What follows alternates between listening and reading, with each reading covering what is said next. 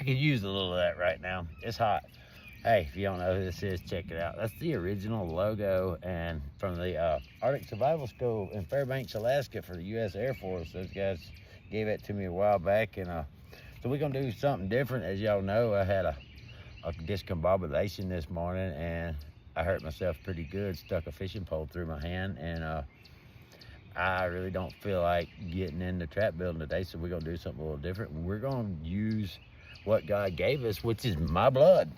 And we're gonna take my blood and a couple of these items that I picked up and have my blood on them, like this rock right here, because all that tells a story.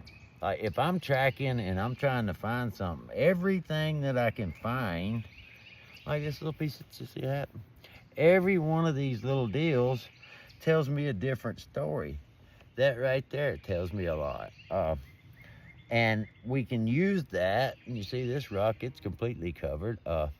We can use these things to paint the picture of what's happening and what either our game or enemy or whatever it is, whatever we poked a hole in that's leaking is doing.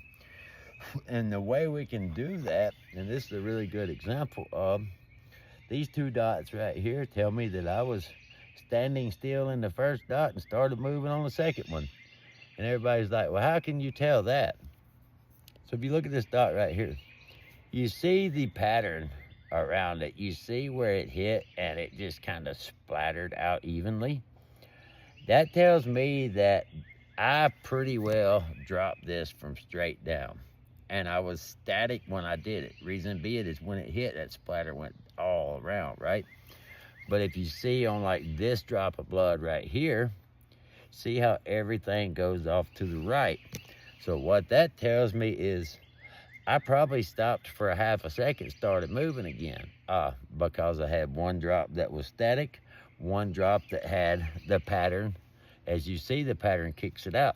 And I want y'all to know that I just spent the last 30 minutes of my life walking around in my yard looking for freaking rocks so I could show y'all what I'm talking about here. Now I gotta find a spot where you fit in the camera where I can do it.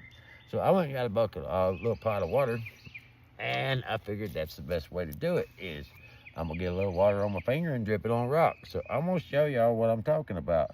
So if you watch here, I'm gonna put this drop straight down. If it'll go.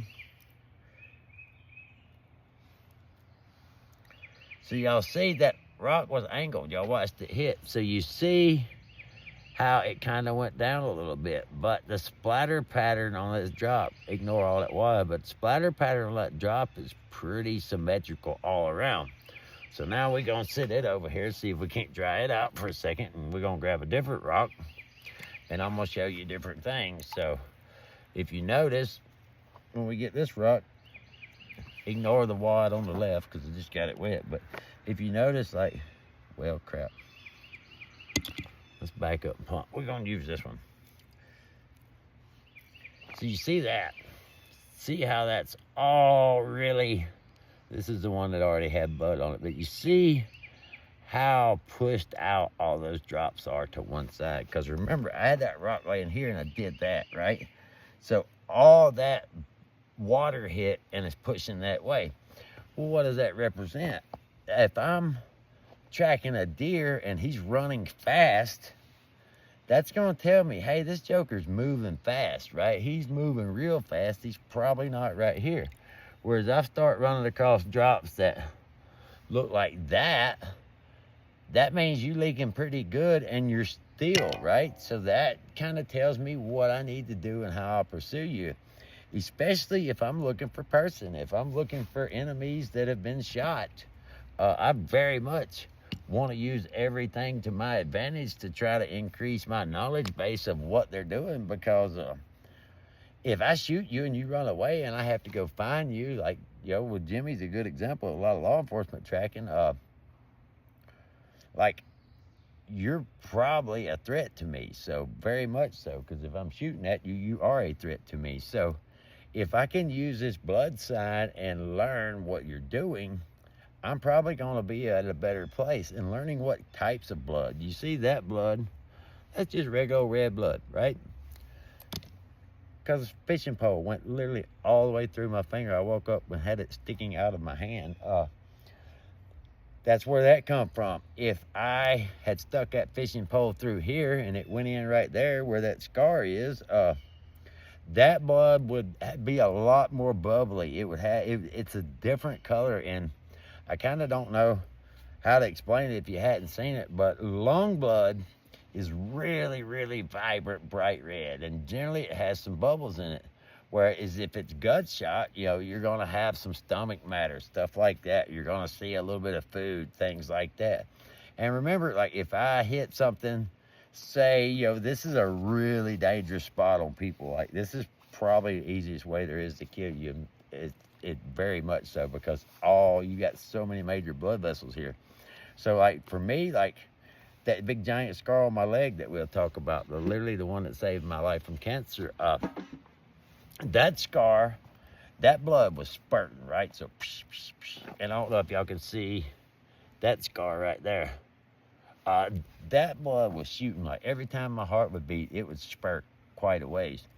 That blood's a very dark, dense red blood, and a lot of times you'll see a pattern similar to that, because it's just, it's pumping it out, right? So it's doing something similar to what I just did with my fingers. So you'll see that a lot of times on an arterial bleed. Whereas, you know, on a venous bleed, you're gonna see more of what I showed you before of drop, drop, drop, where arterials are gonna be really spraying. And then remember, upper thoracic, lung, all that, you're gonna see a bright red blood. It's gonna be foamy. Abdominal, lower thoracic, abdominal, you're gonna get into venous looking blood, but it's gonna contain food fragments. It's gonna contain gut particles, stuff like that. And so having all that knowledge base and knowing what you're looking at on the ground is going to improve your probability of success, and it's going to help you hunt, and it's going to help you do better. So y'all remember, keep that in mind. We're going to keep them short today. I'm hurting. I'm going to go lay up and try to rest up and get ready to leave. But remember, if y'all want to learn hybrid trapping, or you want to learn about any of these great guys like Ben Rader at Raider K9, who is literally the reason I'm alive today, or Jeff over at Sneak Tech. I mean, if y'all watching this, you're probably a hunter. That is the ticket. Remember that, and y'all check it out, because I'm gonna do some more videos on hybrid tracking. But remember, it's things like this, like that drop of blood right there is a prime example. I don't know how y'all can see it, but it's things like this that tell me what I want to know. That one right there tells me that blood's been